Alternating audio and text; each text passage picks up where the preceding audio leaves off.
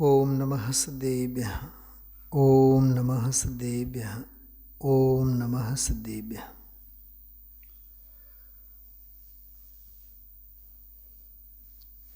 છેલ્લા કેટલાક બોલો, કેટલાક વ્યાખ્યાનો અનુભવ અને અનુભૂતિના પ્રયોગોના બોલો અને પ્રવચનો થયા.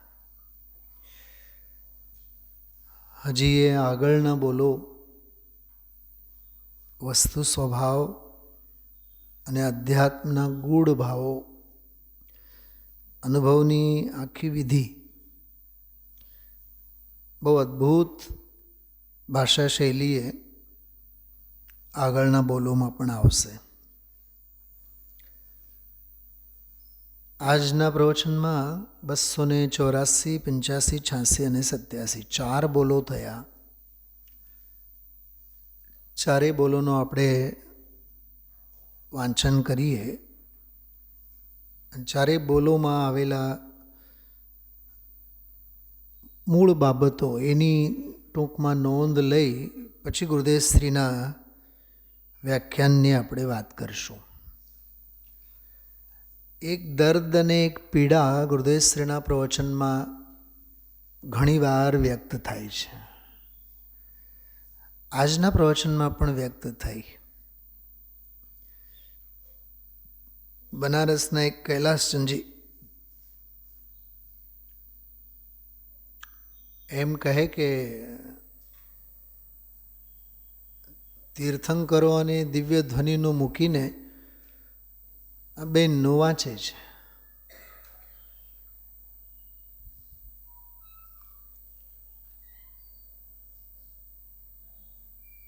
સારું સાંભળવા મળવું અને એને સત્કારતા આવડવું, એને આવકારતા આવડવું, એના માટે બહુ મોટું ગજું જોઈએ. પાત્ર વિના વસ્તુ ન રહે, એ વાત સાવ સાચી છે. મળતા બધું જ મળી રહે. મળવું જુદું અને માણવું જુદું. કેટલા બે શબ્દોમાં ફેર છે. મળવું અને માણવું. મળવું એ તો સંયોગની વાત છે, સૌભાગ્યની વાત છે. પણ માણવું એ સ્વભાવની વાત છે અને પુરુષાર્થની વાત છે, દાનત છે. મેળવવાની, પામવાની દાનત. અથવા આજના વ્યાખ્યાનમાં જે છેલ્લા બોલમાં છેલ્લી જે વાત આવી, દ્રવ્ય તો નિર્લેપ છે, પર્યાયમાંય નિર્લેપ રહેવું. લોકમાં આપણે કહે ને ક્યાંય આપણે લપમાં નહીં પડવું, એને શાસ્ત્રીય ભાષામાં નિર્લેપ રહેવું કહેવાય. દામજીભાઈ, મજા આવી ને વાત સાંભળીને.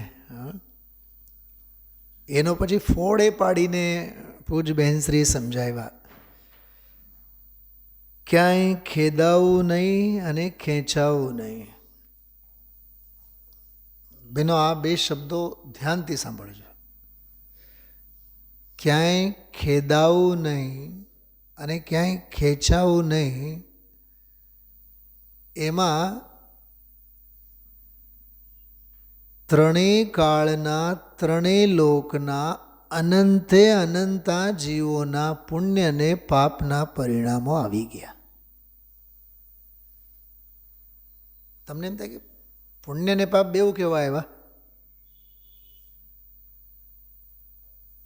ખેંચાવું નહીં અને ખેદાવું નહીં.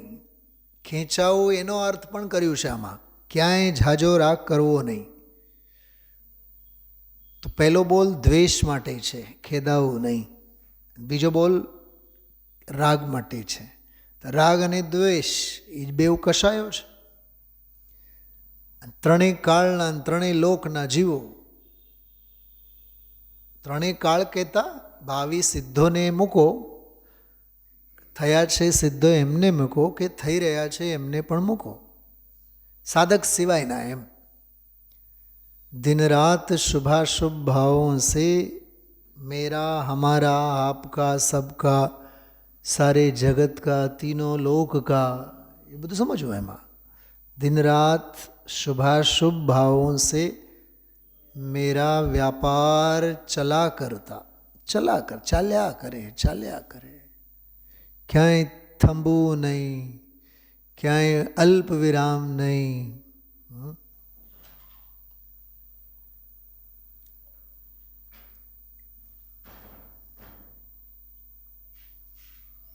કર્મધારા કર્મફલધારા ચાલ્યા જ કરે. ભલે ને અહીંયા પૂજબેન શ્રી સમજાવે દ્રવ્ય સદા નિર્લેપ છે, પર્યાયમાં બધાથી નિર્લેપ રહેવા જેવું છે. જો આ ચરણાનયોગની ભાષા, દ્રવ્ય સદા નિર્લેપ છે એ દ્રવ્યાનયોગ, પર્યાયમાં બધાથી નિર્લેપ રહેવા જેવું છે એ ચરણાનયોગ. શું સમજાય છે? નીકળે છે એમાંથી ભાવ? ચલાવેન, દ્રવ્ય સદા નિર્લેપ છે એ વસ્તુ વ્યવસ્થાની વાત કરી. વસ્તુ વ્યવસ્થામાં પણ અધ્યાત્મની વાત, મૂળ સત્ય વાત છે. દ્રવ્ય સદા નિર્લેપ છે એ તો છે, એ વસ્તુની વાત થઈ.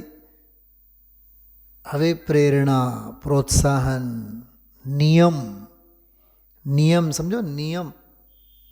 નિયમેણ જમ કજ્જમ, નિયમથી જે કરવા લાયક છે, કરવા યોગ્ય છે, કરવું ઘટે.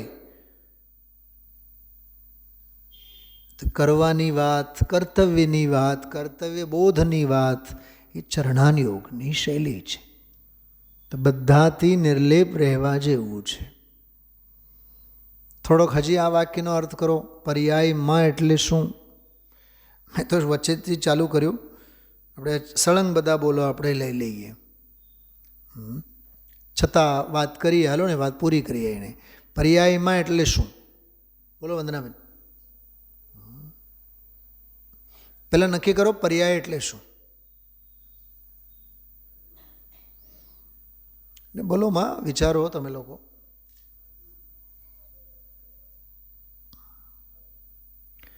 પર્યાય એટલે કાર્ય, પર્યાય એટલે હાલત, પર્યાય એટલે દશા. બરોબર? પર્યાય કેટલી? સમય બમયની વાત નહીં કરો, પર્યાય કેટલી એટલું બોલો. પણ એના માટે ઘણું વિચારવું પડે પહેલાં. એટલે હું તમને કહું છું, બોલો માં, વિચારો. દ્રવ્ય એક છે કે નહીં? આત્મદ્રવ્યની વાત કરીએ. ગુણ કેટલા? તો પર્યાય કેટલી? ભલે ને એક સમય નહીં, પણ એક સમયમાં કેટલી? અનંત થઈ ને. તો પર્યાય એટલે શું? એક દ્રવ્યના અનંતા ગુણોની અનંતી પર્યાયો. તેમાં શ્રદ્ધા આવી કે નહીં? જ્ઞાન આવ્યું કે નહીં? ચારિત્ર આવ્યું કે નહીં? વીર્ય આવ્યું કે નહીં? અસ્તિત્વ, વસ્તુત્વ, દ્રવ્યત્વ, પ્રમેય, બધા જ ગુણો લઈ લો, એમ કહેવા માગું છું. તો પર્યાયમાં એટલે શ્રદ્ધામાં, પર્યાયમાં એટલે ચારિત્રમાં, પર્યાયમાં એટલે જ્ઞાનમાં. આખું શાસ્ત્ર બની જાય એના ઉપર. એની વિઝ્યુલાઇઝેશન કરો. પર્યાયમાં એટલે પરિણમનમાં. તો પરિણમન શેનું શેનું હાલે છે કે શેનું નથી હાલતું? બતાવો. જીવ દ્રવ્યના, આત્માના જેટલા જે ગુણો છે, અનંતે અનંતા ગુણોનું પરિણમન તો ચાલે જ છે ને. તો મારી શ્રદ્ધાનું પરિણમન એમાં, જો મારું જ્ઞાનનું પરિણમન ચાલે છે એમાં, મારું વીર સ્ફુરે છે એમાં, મારું અસ્તિત્વ અનુભવાય છે એમાં, મારું વસ્તુત્વ અર્થક્રિયાકારિત્વપણું ભજે છે એમાં, મારું દ્રવ્યત્વ જે પરિણમનશીલપણું છે એમાં, મારું હીનાદિકપણું નથી એવો અઘુરુ લઘુત્વમાં જે પરિણમે છે એમાં, જ્ઞે ભાવે જે પ્રમેયત્વ મારું પરિણમે છે એમાં. એમ આખી લિસ્ટ બનાવો. તમને 10-20 તો મેં બતાવ્યા. પર્યાયમાં એનો અર્થ આ બધું. આના માટે માથું ફોડવું પડે. શબ્દ સાથે ચોંટીને બેસી કંઈ નહીં થાય. શું ધમજીભાઈ? એક વાક્ય આજે ગુરુદેવશ્રી બોલ્યા છે, આ તો અંતરના ઉકેલની વાત છે. હવે એટલું વિચારો, આ શું બોલ્યા ગુરુદેવ. હવે એના 99,000નો સાર છે. 45 વર્ષ અને 99,000 વ્યાખ્યાનોનો સરવાળો એટલો જ છે કે આ તો અંદરના ઉકેલની વાત છે. હવે આપણે ઉકેલ તો આવે નહીં જીવનમાં. આ બોલની ભાષામાં દામજીભાઈ, દ્રવ્ય સદા નિર્લેપ છે, તો પરિણમનમાં પણ નિર્લેપતા આવી જોઈએ ને. એ નિર્લેપતા આવી એનું નામ ઉકેલ. હવે નિર્લેપતા તો આવે નહીં, ઉકેલ ક્યાંથી આવ્યો?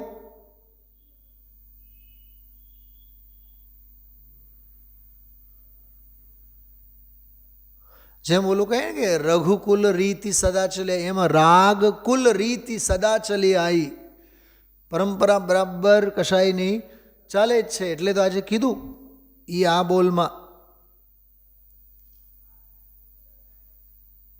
285માં બોલમાં એ એકત્વ તોડવી એ કઠન તો ખરું, કેમ કે અનાદિકાળનું છે. અભેદપણું અનાદિકાળનું છે, તો જુદાપણાનો વિચાર કરવો તો એ તો કઠન તો પડે, પણ કર્યા વગર છૂટકો તો નથી જ. ભાવભાષણ થાય છે, દ્રવ્ય સ્વભાવ નિર્લેપ છે, દ્રવ્ય સ્વભાવ અકિંચન છે. તો તારા પરિણમનમાં પણ કિંચિત પણ વાસના, કિંચિત પણ વૃત્તિ પરદ્રવ્યની ન શ્રદ્ધામાં, ન જ્ઞાનમાં, ન ચારિત્રમાં હોવી જોઈએ. શ્રદ્ધા દશાએ નહીં, જ્ઞાન દશાએ નહીં, ચારિત્ર દશાએ નહીં, શક્તિનું સ્ફુરણ પણ એને માટે નહીં. એવી નિર્લેપતા એટલે વીતરાગતા. જીન માર્ગ નિર્ગ્રંથ માર્ગ છે ને, તો નિર્લેપ એટલે નિર્ગ્રંથ. શું કીધું? લેપ એટલે ગ્રંથ, ગ્રંથિ, ગાંઠ. નિર્લેપ એટલે નિર્ગ્રંથિ.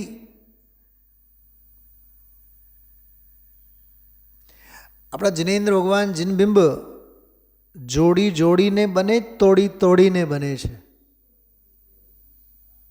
હા, જોડીને બને છે. એ શંખેશ્વરના, આપણા નહીં.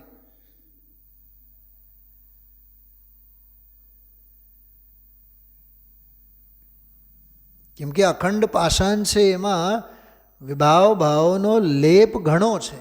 બીજો એ લેપ કાઢવો પડે.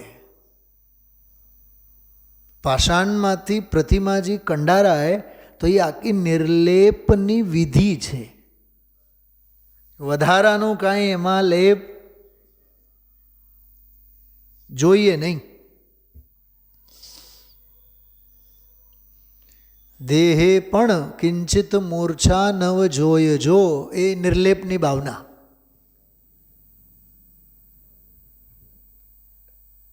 દેહ જાય પણ માયા થાય ન રોમમાં, એ નિર્લેપની વૃત્તિ. શલાબેન, મને તો વિચાર આવતા હતા, ખરેખર આગમ પરમાગમોનું દોહન, આનંદઘનજીના પદોનું દોહન, સતી અનુસૂયા, ભક્ત પ્રહલાદ, ભક્ત ધ્રુવ, આ બધા નાટકોનું દોહન, મીરાબાઈના નાટકનું દોહન, એટલે નાટ્ય સાહિત્યનું દોહન, કબીર, કબીરના પદોનું દોહન, ઓલો ફકીર, ફકીર જે મુસલમાન આવતો એ ગાતો, એના ગાયનનું દોહન, કેવલા પાડોશમાં રહેતા મામાજી, હા હા, એનું દોહન. એટલે ગમે તે કાવ્ય અને સાહિત્યનું દોહન એ તો સમજાય છે, પણ શ્રીમદજીના ગદ્ય અને પદ્ય સાહિત્યનું પણ દોહન, દોહવાની જે વિધિ, આજે એનો પરચો બહુ જબરદસ્ત મળ્યો. આખું પત્રનો અંશ વાંચીને ગુરુદેવશ્રી સાધક દશાનું ચિત્રણ આપણી સામે મૂક્યું. મને ગઈકાલની વાત બહુ યાદ આવી. અંદરમાં શું પરિસ્થિતિ ભજે છે એ જ્ઞાની જ જાણે છે, અજ્ઞાની ક્યાં જાણે છે. અજ્ઞાની જાણતો થઈ જાય તો અજ્ઞાની જ્ઞાની ન થાય. કાલ રાત્રે પણ મેં કીધું હતું, જાણવાની આંખ જ્ઞાની પાસે જ છે. અજ્ઞાની જાણે છે ક્યાં? એ તો જડ છે. શું કીધું? અજ્ઞાની જાણે છે ક્યાં? એ તો જડ છે, જડ બુદ્ધિએ વર્તે છે. એ તો જીવ બુદ્ધિએ વર્તવાનો અધિકાર, મહાવરો એ તો જ્ઞાની પાસે છે. જોએ અને જાણે જ્ઞાની.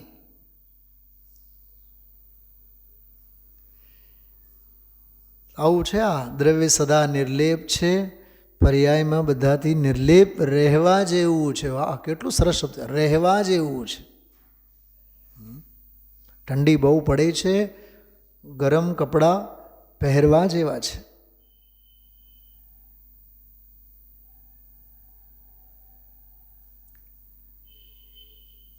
ખુલ્લા શરીરે ક્યાંય બહારમાં જવા જેવું નથી, એમ અહીંયા કહે છે.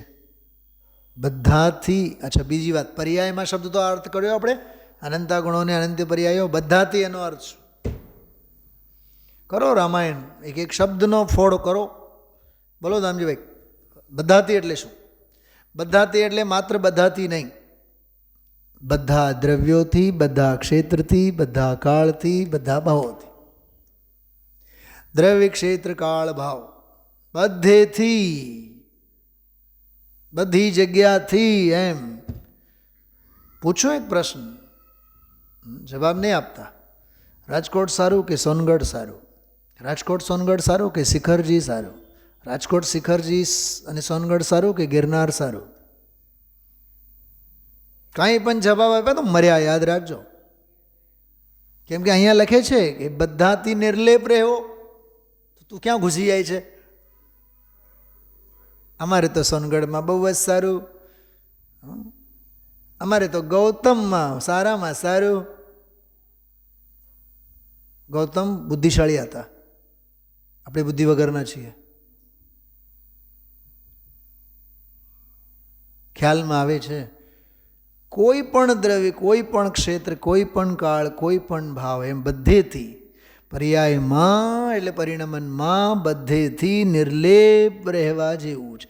નિર્લેપ એટલે અપ્રતિબંધપણું. નિર્લેપ એટલે વીતરાગપણું, અકિંચનપણું.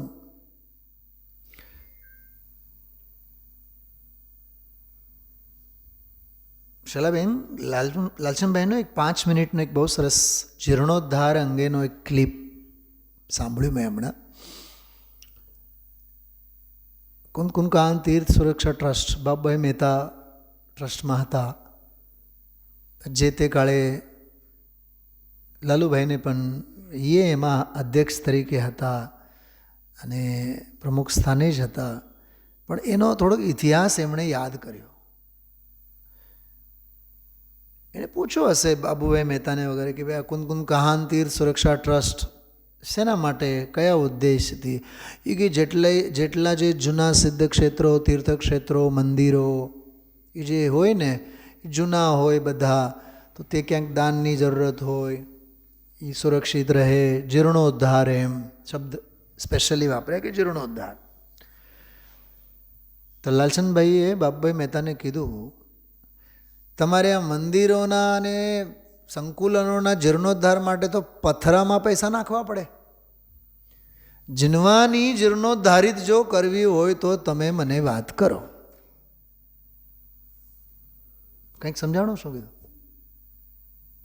કે અમને એનો વિરોધ નથી, તો મંદિરોના તમે જીર્ણોદ્ધાર કરો, જૂનાના નવા કરો, રંગરોગાન કરો, અમને એનાથી વિરોધ નથી. પણ તમે કેવળ એની ને એની વાતો કરો. ઓલું જૂનું થઈ ગયું, હવે નવું કરો, ઓલો જીર્ણોદ્ધાર કરવાનો, એટલે માત્ર ઈંટ પથ્થરોની જ જો તમે વાત કરતા હો, લાલચંદભાઈ બોલે છે બાપભાઈને, તો મારે તમારી સાથે રહેવું નહીં, મારે એ સંસ્થામાં કામ કરવું નહીં. અને એ જ સંસ્થાના એ અધ્યક્ષ તરીકે વર્ષો સુધી રહ્યા. મારે તો બીજી વાત કરવી છે. મને તો એમ થાય કે લાલચંદભાઈ એનાથી આગળ હજી એક વાત કરશે, કરી નહીં એમાં. કે બધું જીનવાણીનો તો ઉદ્ધાર ઘણા કરનારા મળે, નવા નવા છપાવે રંગબેરંગી પુસ્તકોમાં, મફતમાં આપે બધાને. ગુરુદેવસિંહ તો કહે છે ઓલા યેશુ ખ્રિસ્તવાળા જો મફતમાં આપે છે બધાય, ક્રિશ્ચિયનો બધા, બાઇબલો બધા, એમાં શું છે? ઠીક, આ તો જીર્ણોદ્ધારિત થઈ, જીનવાણી તો જીર્ણોદ્ધારિત થઈ, પણ આત્મા જે અનાદિકાળનો જીર્ણ શીર્ણ છે એનો ઉદ્ધાર કરો. જીર્ણોદ્ધાર, આત્મ ઉદ્ધાર.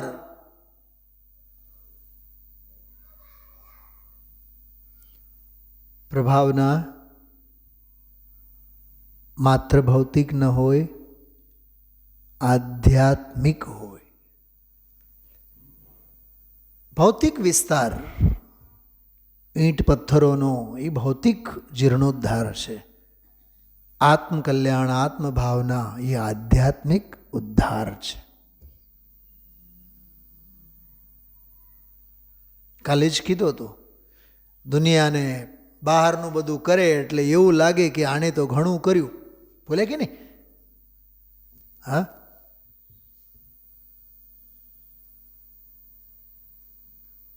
હું આપને જ નહીં, જેટલા પણ અત્યારે ઓનલાઈન સાંભળે છે, પ્રત્યક્ષ કે પરોક્ષ, ઓલા જયતીબેન છે ને, જયતીબેન, એ તો હંમેશા આપણો સ્વાધ્યાય સાંભળતા હોય છે, મને રિપ્લાય પણ આવતા હોય એના.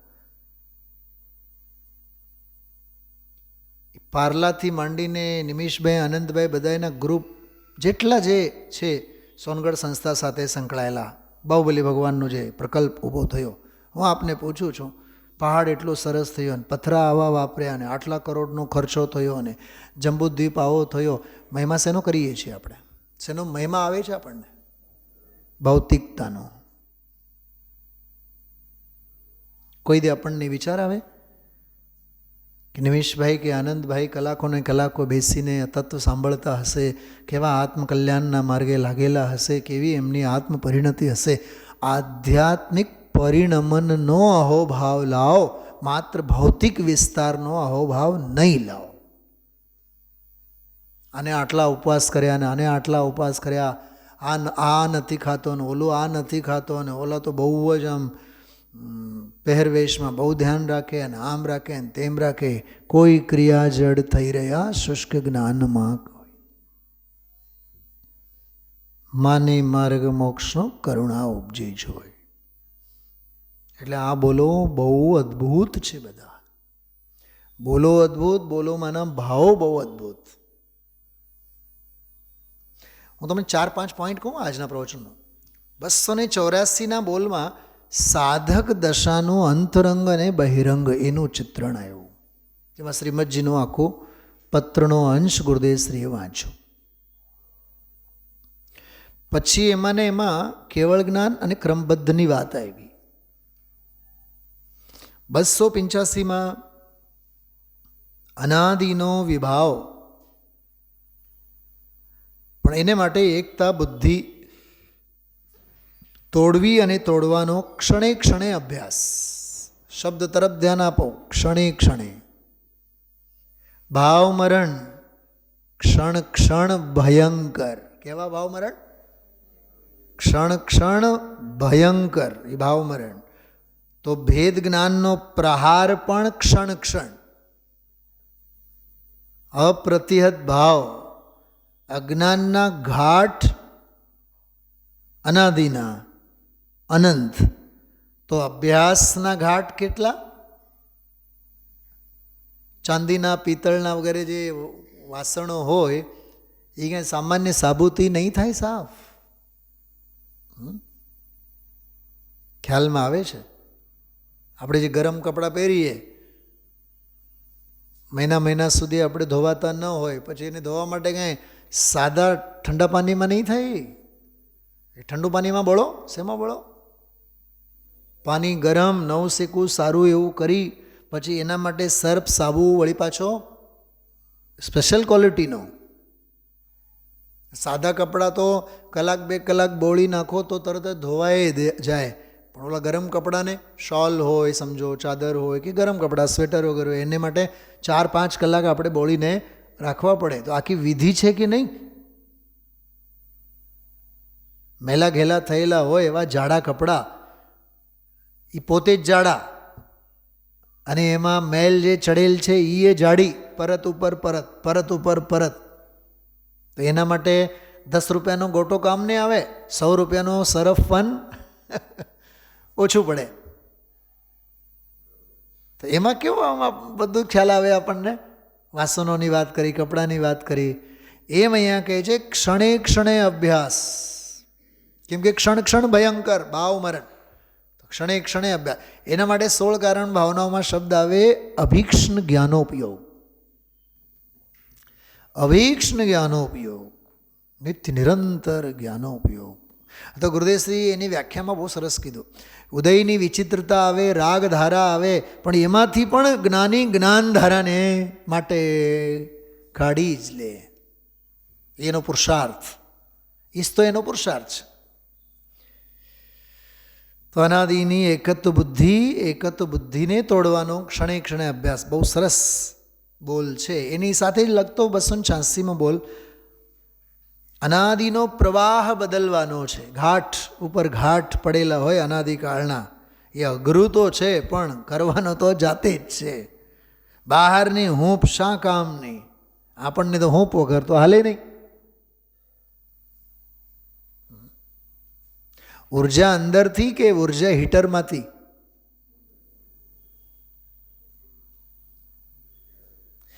બ્રહ્મ વર્ચસ્વી ભવ એમ કહેવામાં આવે સંસ્કૃતમાં. બ્રહ્મ તેજવાળા થાવ. દીકરો થોડુંક આપણી કેર કરે એટલે હૂંફ લાગે. પુત્રવધુ થોડુંક મીઠી ભાષામાં વાત કરે તો હૂંફ લાગે. સંબંધો જળવાયેલા રહે તો હૂંફ લાગે. ગઈકાલે કયો સિદ્ધાંત આવ્યો? દુનિયાના કોઈ કામ અમર્યાદિત નથી, બધા મર્યાદાવાળા છે. કર્મના ઉદય મર્યાદાવાળા છે, નો કર્મો મર્યાદાવાળા છે, તારા ભાવ કર્મોય મર્યાદાવાળા છે, તારા નિર્મળ મોક્ષ માર્ગની પર્યાય એ મર્યાદાવાળી છે. ખ્યાલમાં આવે છે? અસંખ્યાત પ્રદેશો મર્યાદાવાળા છે, પણ પ્રદેશે પ્રદેશે અનંતા ગુણો, પણ એક એક ગુણની અનંતી અમર્યાદ સ્થિતિ છે.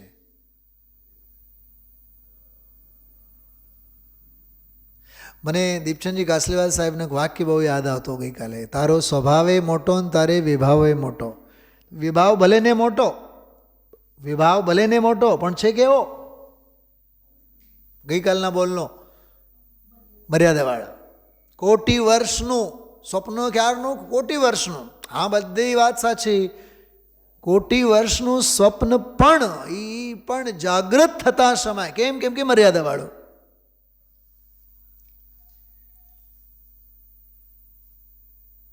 શું ન્યાય હતો ગઈકાલના પ્રવચનમાં? એ મર્યાદાવાળું એમ કહીને એની અનિત્યતા, અશરણતા, અસારતા બતાવ્યા. ધનજીભાઈ, હું રાત્રે પણ કાલે આ વાત કહેવા માગતો હતો.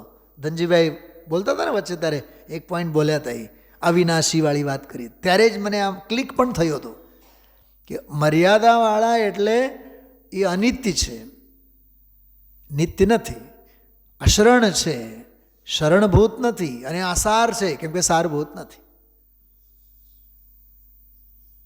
અને સ્વભાવ ભાવ એ કેવો? એ નિત્ય છે, શરણભૂત છે, સારભૂત છે, અવિનાશી છે.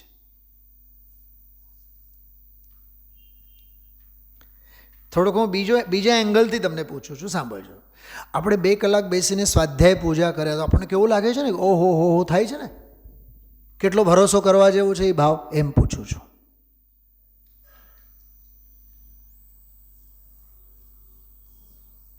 તડકે સવારે ઉઠીને એમ 2 કલાક પૂજા અને સ્વાધ્યાય અને આન તેન 4-5 કલાક થયા. તે દિવસે તો આમ હળવા ફૂલ આપણને એમ થાય જાણે કે ઇનોના પાઉચ પીને બેઠા હોય. કેવું લાગે ને હળવા ફૂલ? એ હળવા ફૂલ શું છે? એ વ્યવહારાભાસ છે. વંદનાબેન,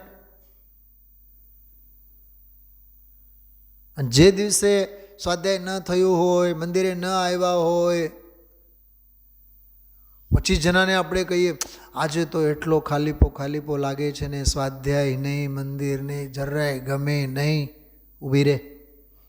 જીનવાણી શું કહે છે? એ દ્વેષ છે, એ આર્ત ધ્યાન છે.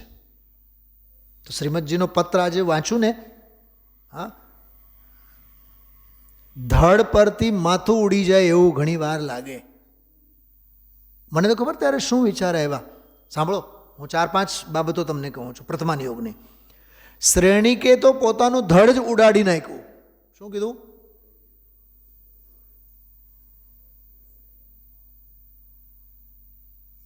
કુસુમબેન ખબર છે શું આ પડો છો? શ્રેણીકે ધડ ઉડાડી દીધો એટલે શું? અરે જેલમાં બંધ છે, દીકરો છોડાવવા આવે છે અને એને એમ થાય કે મને મારવા આવે છે, અને હીરાની વીંટી ચૂસીને મરી ગયા, આત્મહત્યા કરી એણે. શ્રેણીકે તો એને તો ધડ જ ઉડાડી દીધું. તો એક સમ્યક દૃષ્ટિ છે, એક વાત. બીજી વાત, શ્રીમદજીને એમ લાગે કે ઉદયની વિચિત્રતામાં ઘણીવાર માથે જાણે કે ધડ જ નથી, હમણાં ધડ પડી જશે, એને તો એવું લાગે. અને અહીંયા જગતના મોહી અને રાગી દ્વેષને તો ધડ જ ઠેકાણે ન રહે. નહીં સમજા?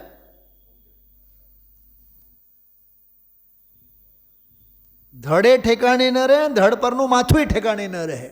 કેટલા કલાક ધંધા કરવા, કેટલા કલાક પ્રવૃત્તિ કરવી, આ 3 દશા છે. શ્રેણિક, શ્રીમદજી અને આપણે સૌ મહાભાગ્યશાળી.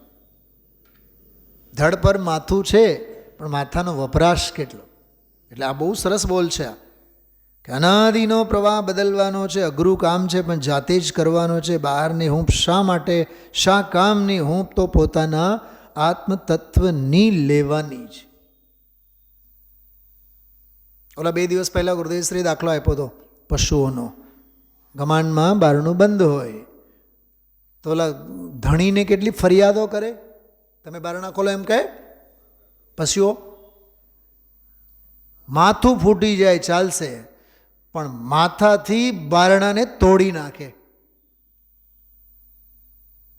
મેં તો ગુરુકુલમાં એ દ્રશ્યો જોયા છે. અંદરમાં જાય પછી પોતપોતાના પ્લેટફોર્મ ઉપર જઈને ઊભા રહે.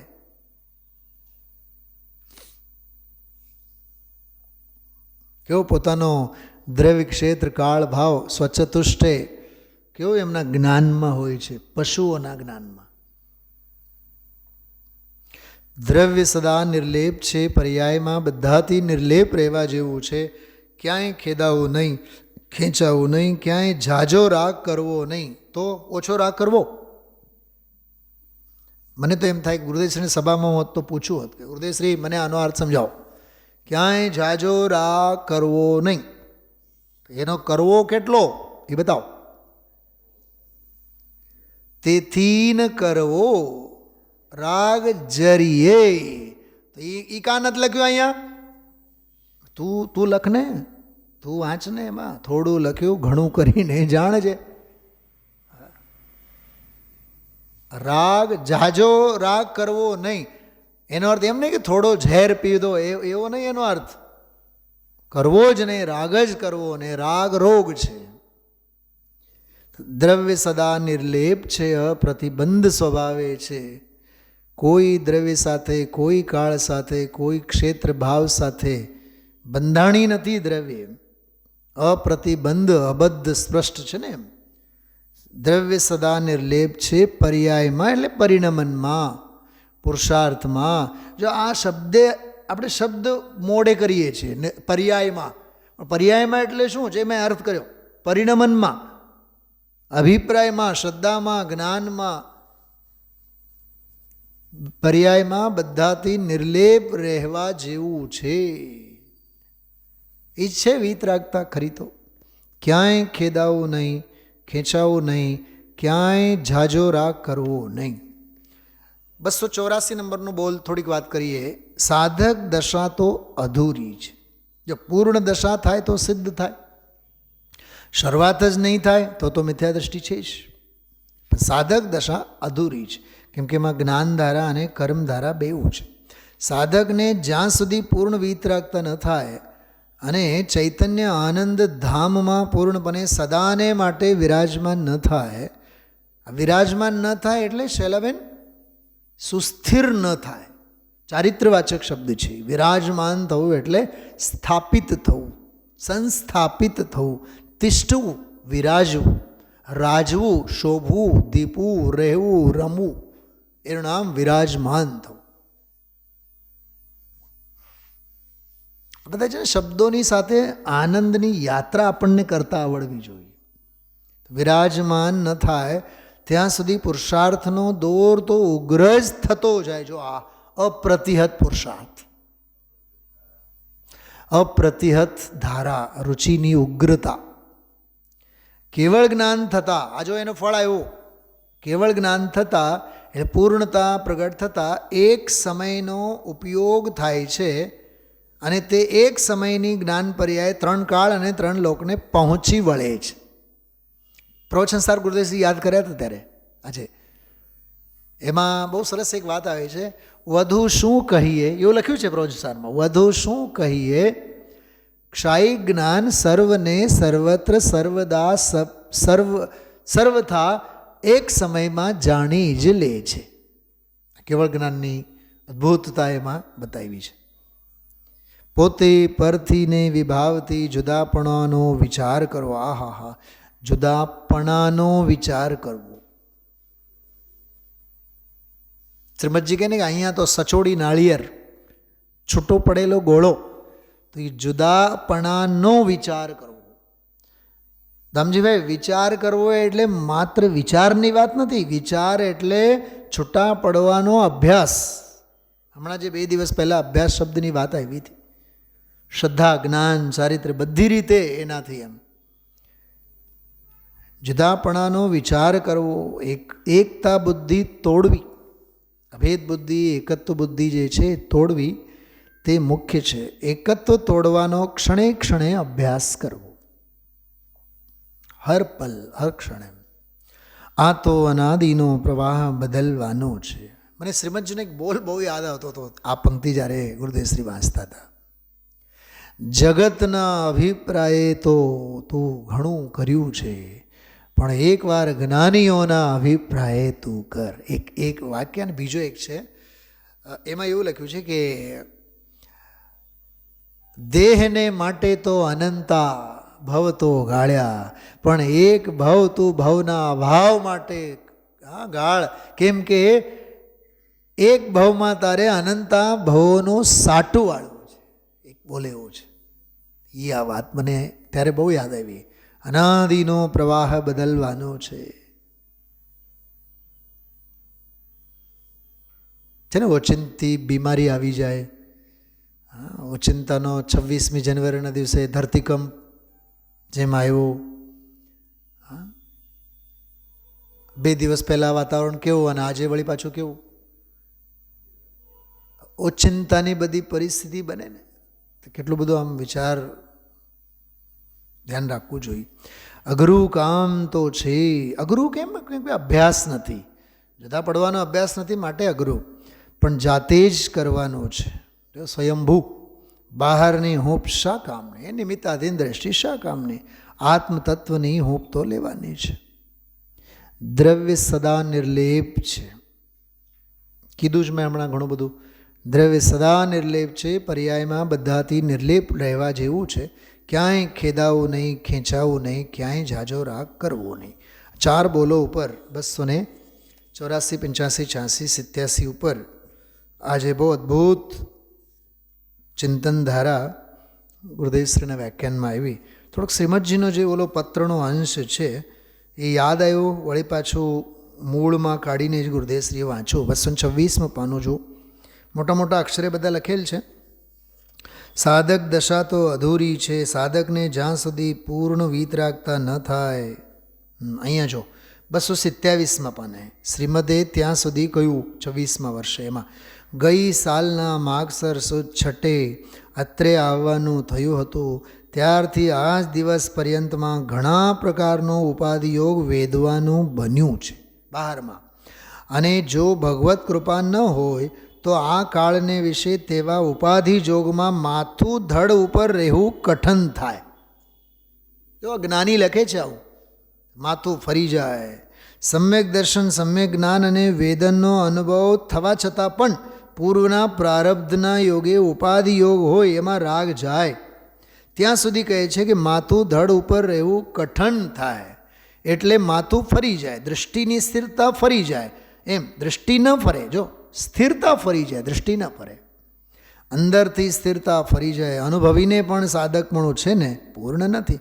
એમ થતાં ઘણીવાર જોયું છે અને આત્મ સ્વરૂપ જેણે જાણ્યું છે એવા પુરુષને અને આ સંસારને મળતી પાણ આવે નહીં, મળતો મેળ આવે નહીં. જગતના પ્રાણી સાથે જ્ઞાનીને મેળ થાય નહીં. જ્ઞાની પુરુષ પણ અત્યંત નિશ્ચય ઉપયોગે વર્તતા વર્તતા ક્વચિત પણ મંદ પરિણામ પામી જાય. આત્મ સ્વરૂપ સંબંધી બોધનો તો જો કે નાશ ન થાય, તથાપિ આત્મ સ્વરૂપના બોધના વિશેષ પરિણામ પ્રત્યે એક પ્રકારનો આવરણ થવારૂપ ઉપાધિ જોગ થાય છે. અને ઉપાધિ જોગથી અમે તો તે ઉપાધિ જોગથી 228 પાનું નેક્સ્ટ પેજ હજુ ત્રાસ પામ્યા કરીએ છીએ. જો જ્ઞાની શું લખે છે? ત્રાસ પામ્યા કરીએ છીએ. વિશેષ તો એ વાત સમકીતીની છે. અહીં તો બીજું કેવું છે કે તેથી ઘણીવાર આત્મા આકુળ વ્યાકુળપણાને પામી ત્યાગને ભજતો હવો. શું કહે છે કે ત્યાગને ભજતો હવો, અરે વેપાર ધંધા બધું છોડી દઉં, તથાપિ ઉપાર્જિત કર્મની સ્થિતિને સમપરિણામે અધીનપણે અવ્યાકુળપણે વેદવી જ જ્ઞાની પુરુષોનો માર્ગ છે. સમજાય છે? મેદાન છોડીને ભાગવાની વાત નથી, પુરુષાર્થરત રહેવાની અદ્ભુત પ્રેરણા આમાં આપી છે. 4 બોલ અદ્ભુત વિવરણ અને વ્યાખ્યાન ગુરુદેવ શ્રીને આપણે સાંભળ્યું. ઓમ નમઃ સિદ્ધેભ્ય.